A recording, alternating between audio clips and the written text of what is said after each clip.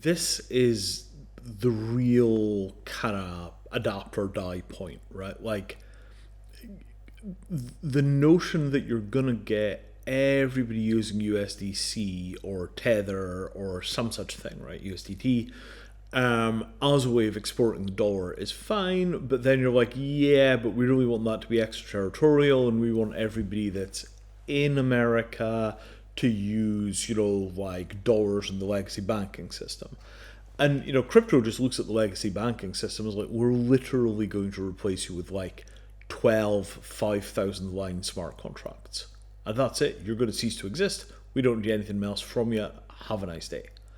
And that is a framework of like, the point of all of this is that we can just automate the banking system out of existence. All the profits of the banks and all of their salaries is our yield.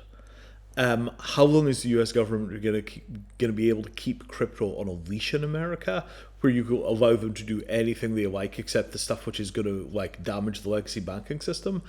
It's kind of like putting ferrets in your refrigerator and telling them not to eat the ham.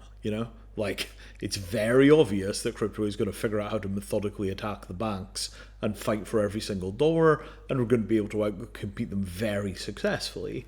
The bank IT systems are, often hundreds of millions of lines of archaic systems. I used to have a friend that worked for a big bank in the UK, and they said that they did an audit and discovered that they had 300 separate systems inside of the bank that could potentially hold a copy of a customer address that was independent from the main register. And that sort of legacy software craft, there's just no way or reason for maintaining that in the modern world.